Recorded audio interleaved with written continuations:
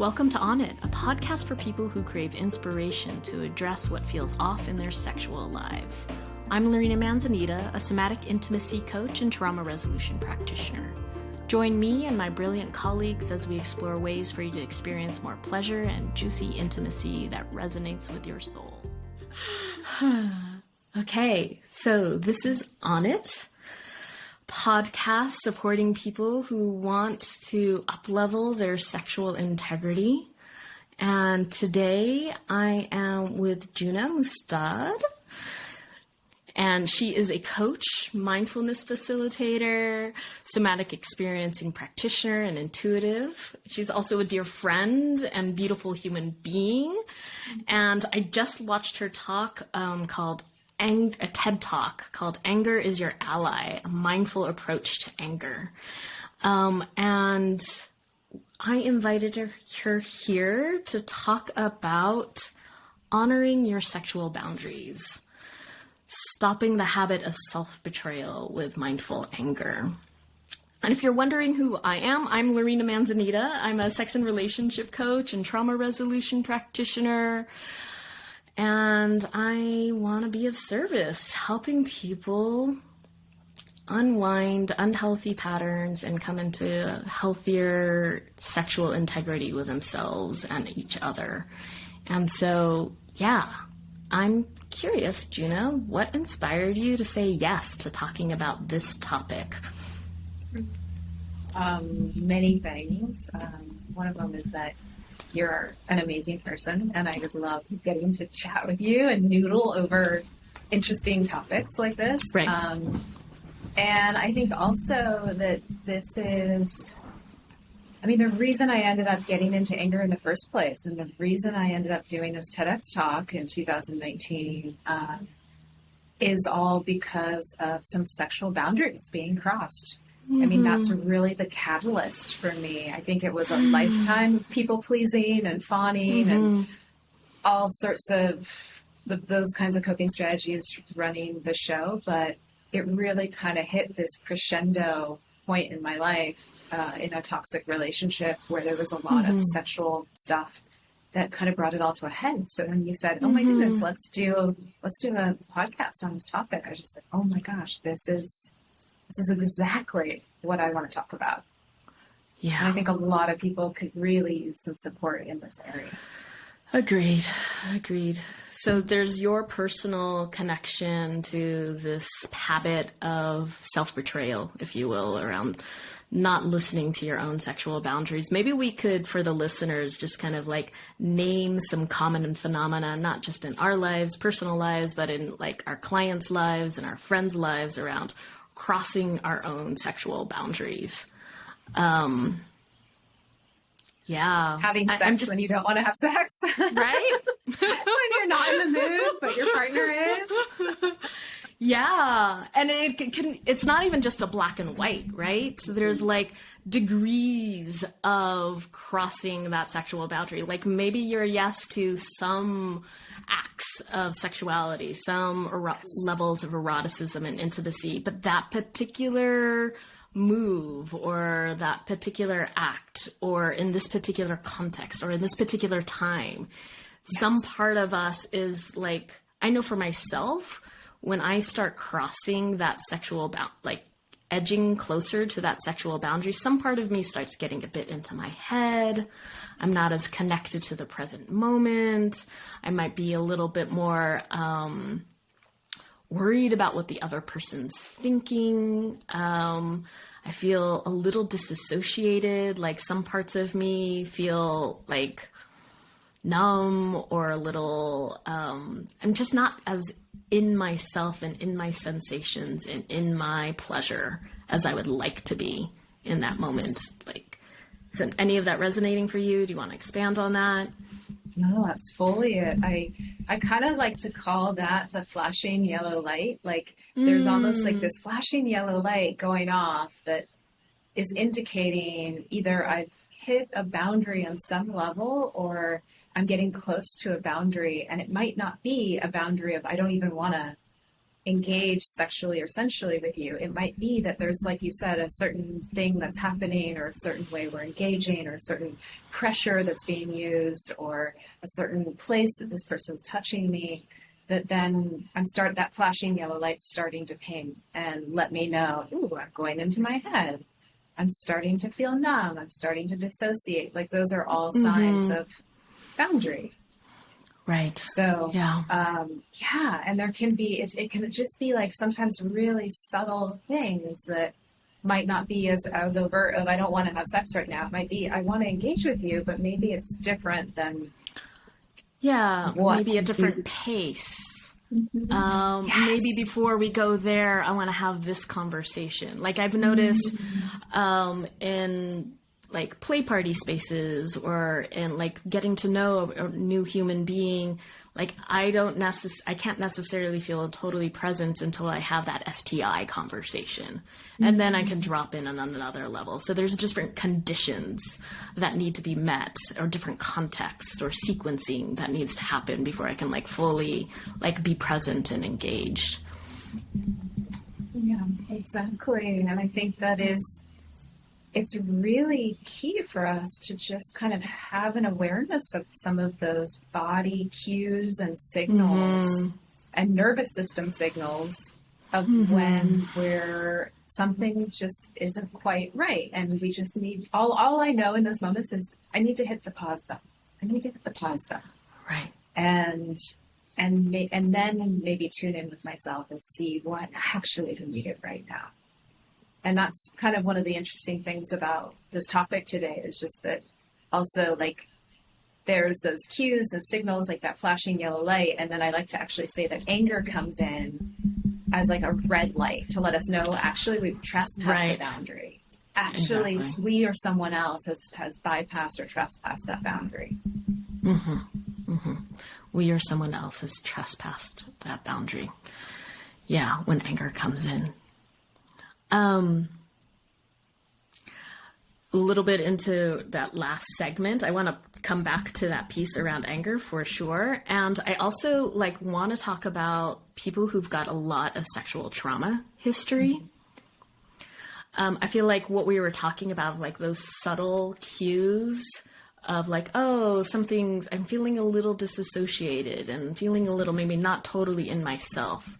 But then I think about people who've got like a history of sexual trauma in their background, where like maybe like the baseline has got more of that, like they're disassociated, like their default reality has some of that disassociation. Like, how can you necessarily know you're crossing a boundary when like historically that happened a lot and you're just like living in that space constantly? And then so is there anything that we might say to those dear humans that have that history of, to help them get a little bit more of a handhold on when are they crossing their boundaries?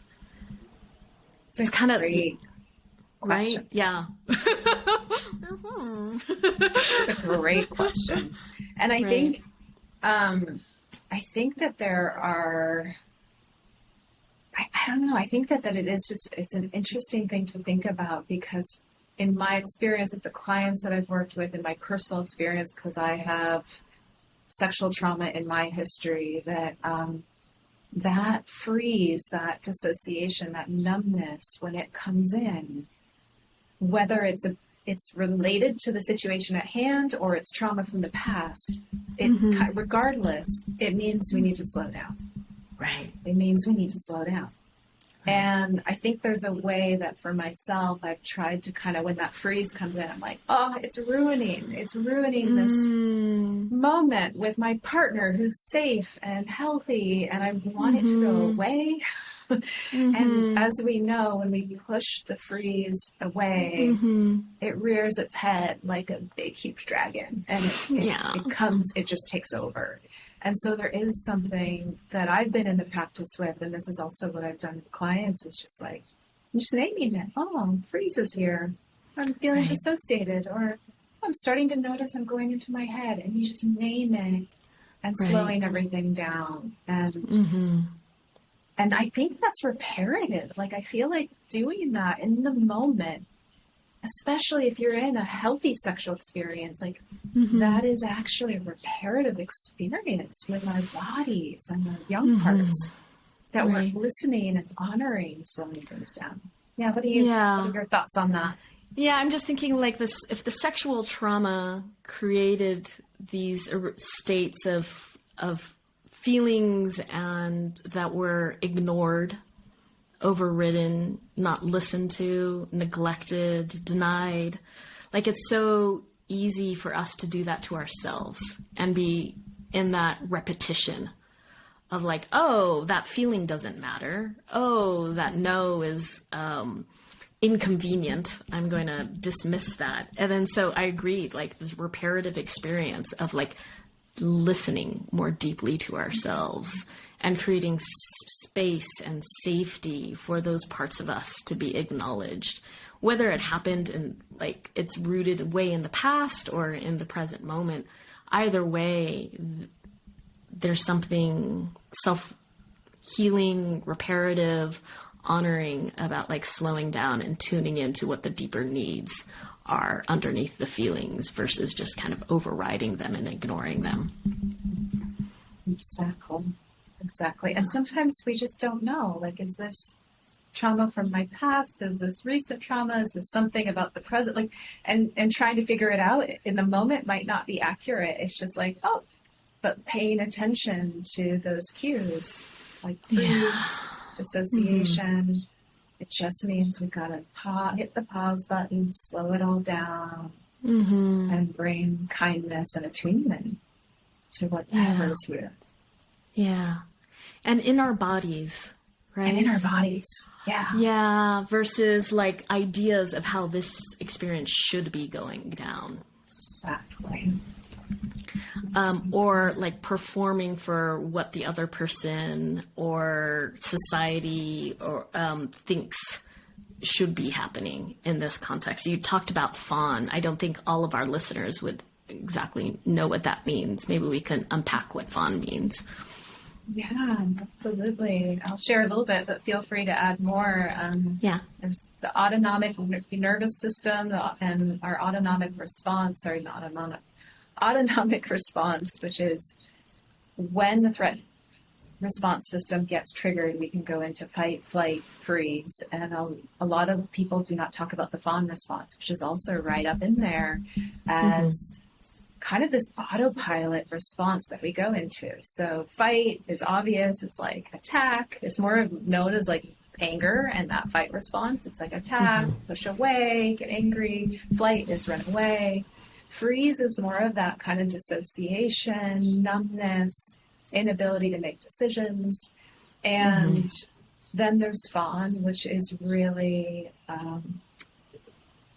engage with the person in front of you to create connection, even if it's maybe kind of false or you're acting in a way that's maybe false or superficial. It's at least maintaining the connection to help you then feel safe. And so that fawn response is like essentially what people pleasers do. Like we might feel unsafe in a moment or feel like the connection is threatened. And so we go automatically into fawning, to saying yes when maybe we mean no, into appeasing the other person, smiling when we actually maybe need to hold a boundary, those kinds of things. And you're about to teach fawn. Fawn, totally agree with that. It feels a bit like a version of disassociation with an added component of finding safety with the by aligning with the needs and expectations of other. Yeah, and there's this collapsing of boundaries, collapsing of acknowledgement of one's own individuated desires, needs, feelings, opinions, and just kind of like merging with the other person's preferences in order to find some sense of safety. Exactly. Yeah. And I think with all of these, defense mechanisms, it's so easy to kind of judge them. And then like just hang out in judgment rather than like acknowledge the deeper, healthier instinct underneath these not so skillful expressions of like skillful survival strategies. And so coming back to anger, what would you say anger, like the healthy intention behind anger is? That's a great question. I think that the healthy intention behind anger, really like the gift of anger, is it steps forward to highlight when a boundary has been crossed and we or other people are not paying attention. It steps forward because maybe there's a true no that's here when maybe we've said yes or we've not said no. It steps forward because something that we care for, that we value, it is not being protected, is not being supported or protected. And so that might be ourselves or our bodies in that particular moment.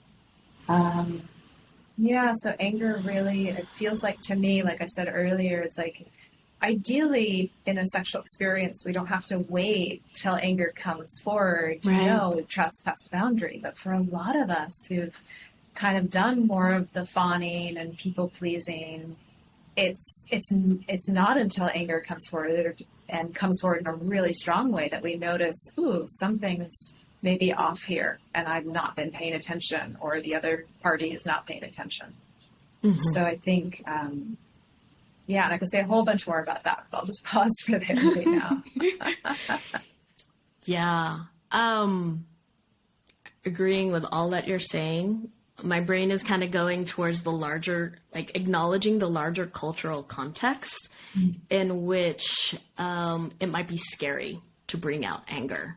Like I know a lot of people who maybe they've been people pleasing, hit a bucket of anger or a pocket or like a whole ocean of anger. And I'm not quite sure what to do with that. And I think culturally, and I so love that you're taking a stand on taking a stand for honoring anger and speaking out that loud through your TED Talk. I know you're in the process of writing a book about it. It feels like you're in this process of changing the cultural narrative around anger. And thank you for that. So important, such important work. Because I think this shaming around anger, this like tabooness around anger, both in female bodies and also like male bodies, I think with a lot of my clients who are like maybe male clients that are spiritually oriented or like healer types, there can be a certain level of like exposure to highly toxic expressions of anger in other men in their lives. And then so they've just kind of shut that down and don't know how to approach anger in a healthy way. So they've just kind of like distance themselves from it. And then so they also go into people pleasing mode. And I think like a lot of things like erectile dysfunction can be an expression of or like boundaries that haven't been acknowledged that impacts the body, and then going into their heads and performative action. So like, I think in large part because anger is not a safe thing. And so I'm kind of wondering, or like, how can we create interpersonally within ourselves and culturally, like more safe space for the beauty of anger to be held and processed through? Yeah, I think that's a powerful wonder question, and I'm very much in that question right now. And I think one of the first things is just conversations like this that start to destigmatize anger and start to help people realize there are no negative and bad emotions. There's maybe unhealthy things we can do with our emotions. But there are no bad emotions. Anger is part of your birthright. I mean, we are born with the fight response, and we need to have it. We need to have the good old fight response because it's our inner protector that can help us see, hey, this is not okay. And I'm going to step forward to protect you right now. And when we don't have a healthy relationship with anger, then that inner protector can kind of hijack our brain a bit and start driving the car in a way that then can move into aggression or violence or passive aggressive comments. And so there's just a way that when we're in a healthy relationship with anger, our adult self can be driving the car, but anger can inform the direction we're going in, or where we choose to go, or what we choose to say. And we need that. We need that fight response to be like, whoa, this isn't okay. I need to take care of myself right now. Yeah. I find that it's often helpful when in sessions when there's that normalizing and de-shamifying around anger, and then acknowledging that its healthy function is to protect people, and then like asking people like, what's your sense of what it's trying to protect right now? Yeah. Like, and asking, if anger comes forward for you, just to ask yourself, what is this emotion actually trying to say right now? What is it really trying to say? And opening ourselves to hearing that message, because all emotions are messengers. And then I love that next question that you just said, like, what is it trying to protect? What does it want to say to me? What does it want to protect? And sometimes when we get beneath anger, underneath it really is grief or pain or trauma that's come forward. But what I'd also say is that anger isn't always a secondary emotion. A lot of times, if we go beneath anger, there's really just pure anger here. There's just a boundary. So having that ability to kind of, when anger is present, just to kind of slow down enough to ask ourselves, what is this emotion trying to say? What's actually here right now? And sometimes it is pure anger, and sometimes it's actually another emotion. It's a wound or trauma.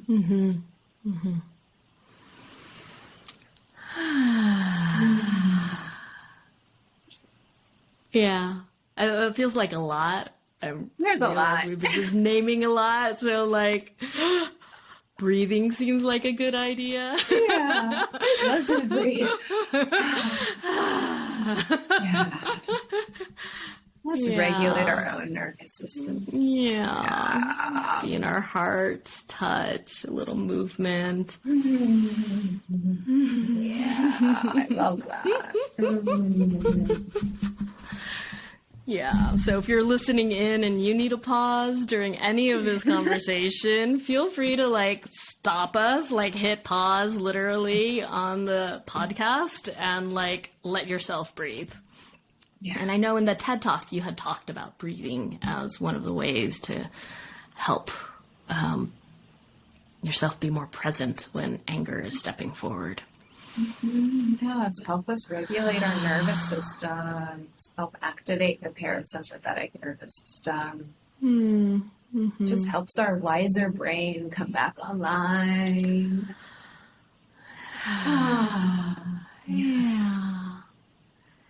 Yeah, when I think about sex, I think like in addition to pleasure, like one of the primary motivating factors is just connection.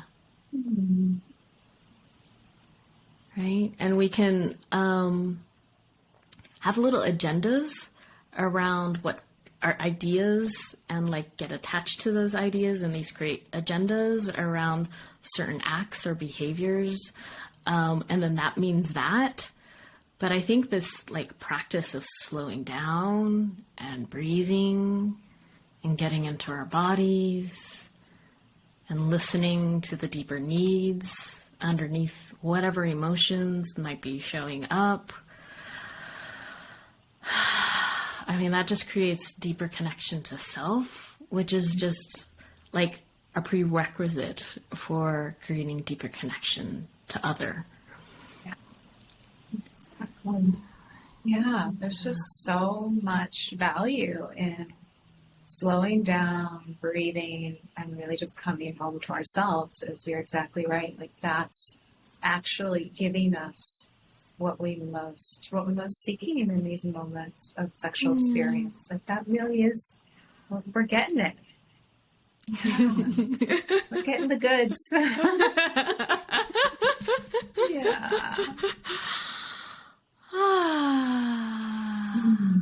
You're appreciating that, how you're initiating that right now. It's like, oh, yeah, I'm feeling my own body, feeling my heart, feeling my excitement and passion for this topic, and just like connecting with myself, connecting with you there. Yeah.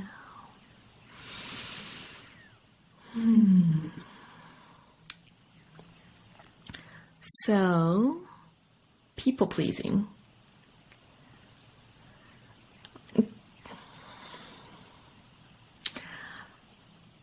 Any sense of how to kind of course correct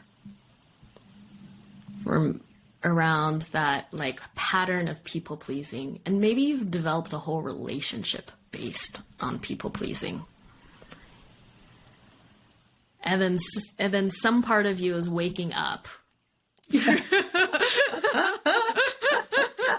And the anger is maybe messy. Messy.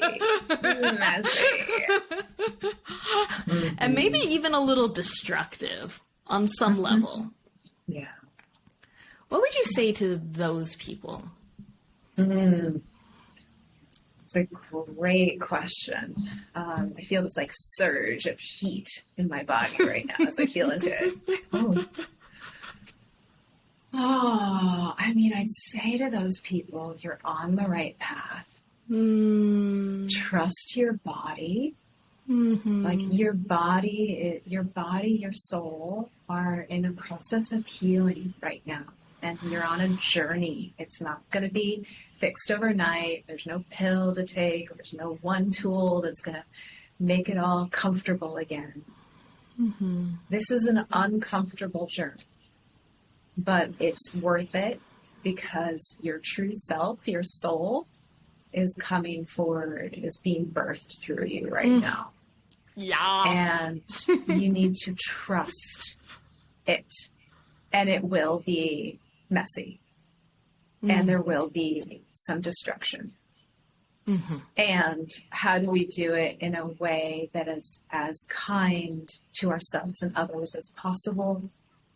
How do we do it in a way that is both allowing, because there's like a wisdom in the messiness and the rage that's coming forward, that it kind of needs to annihilate some things and some patterns and maybe some relationships. So how do we both like allow for the messiness and then also try to be really gentle and kind? And I'm speaking all from personal experience. Right? And from a few moments of like, oh, didn't need to handle it that way. And from a few moments of like, damn, I'm glad I handled it that way, even though that was messy. So I just think, that would be my main message to those people pleaser types that are going through that. I love all that you just said. I'm so glad I asked that question. That was just a total download right there. Yeah. And I kind of want to turn the question back to you. Oh, damn! Like, what would you say to people pleasers who are in that journey and starting to awaken?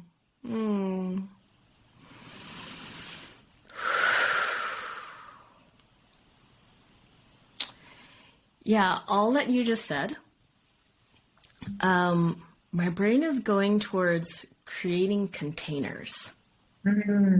Yes. Where there's safety and permission for the body to move through the anger in ways that's not destructive towards self or other.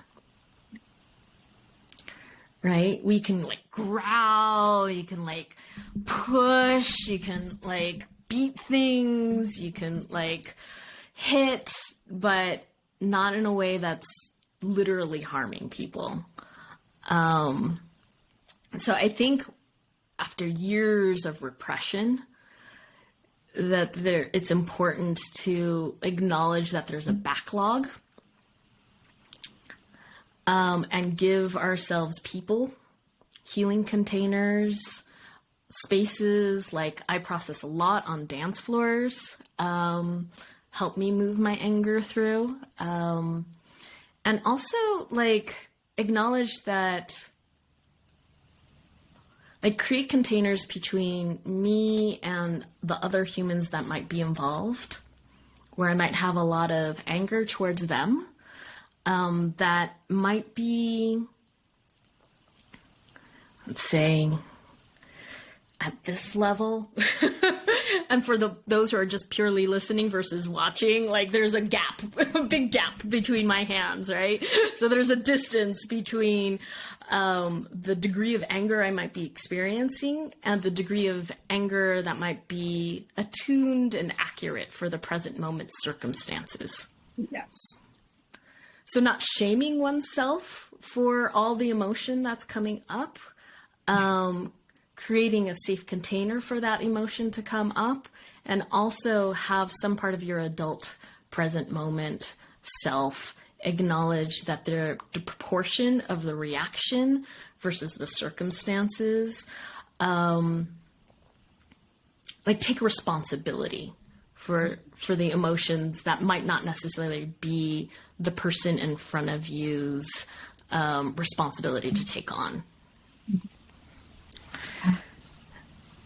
Yeah. So I'm grateful for therapists and practitioners that have held me and prior partners in holding my anger and being able to communicate, like, important pieces in my relationships to support repair, but also help me take ownership of ways that I've crossed my own boundaries, didn't express my anger in a timely fashion, didn't acknowledge the needs and boundaries that were underneath those layers of anger back then, but now, and getting me into the empowered present moment around how I can acknowledge what I didn't acknowledge back then. I just love everything you shared, and just, yeah, that piece around containers, I think, is so essential. Just having safe spaces to be able to move this energy to create minimal bodily harm on self, others. But there's a wisdom to anger coming forward for people pleaser types, chronic anger stuffers, because it's like the kryptonite for people pleasers. Like, it really is the one thing people pleasers don't do. So it's the one thing people pleasers need to do to actually start to come home to themselves. For sure. Come home to themselves. Yeah. And I think we do. We need safe containers. That's why there's smash rooms. That's why there's SE practitioners and amazing therapists and coaches out there. We need friends. Sometimes I go into my car, and in the safe confines of my car, I would yell, because I knew no one would call the police if they can't hear me. Or in front of a mirror, like, growl and, like, move this energy, or static dance on the dance floor. I know you and I did many a dance where we would be like, whoa, we'd be working some big energy. Hells yes. Growling and roaring and moving it through. Yeah. It's so important. And there's so much life force in anger. Yes. When we deny anger, I think one of the impacts of, like, denying anger and stuffing it down and putting it in a freezer, it is its impact on our libido. I was actually just journaling about that right before our call today. Oh, interesting. Yeah. You want to say more? Yeah, I mean, well, part of my journey, my experience of coming into anger, which is something I really did not want to feel, was that I started to thaw, like the trauma from past experiences, sexual experiences and other experiences, like, actually started to thaw, and I started to almost, like, tingle awake in my body and in my yoni. There's been a waking up experience, like a thawing and aliveness. It's springtime, and like, and then it will kind of go back into a little bit of freeze because that's almost like been normal. But there's just like, there is a way that anger, again, like our body and our soul and our young parts knowing that our inner protector is now online. Right. And can advocate for us, can say no, can hold an appropriate boundary, can protect us and growl and roar when need be. I feel like our young parts in our bodies start to wake up. And our sexuality, which in some ways is our most sacred, pure part, then is like, oh, it's safe to blossom. Right. Yeah. It can literally fill up, engorge the space, if you will, when like those healthy boundaries are in place. It can fill up and like the juice can circulate more so.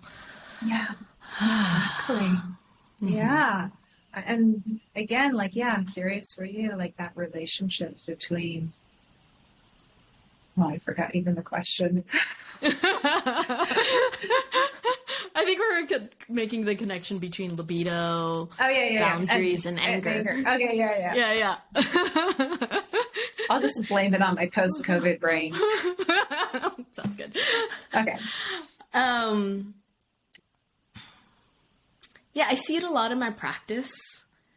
If somebody's not acknowledging their no's in a like verbal, full way, if they're not honoring their boundaries, then there's kind of this like implicit, unnamed boundary showing up in like their lack of interest and their lack of availability.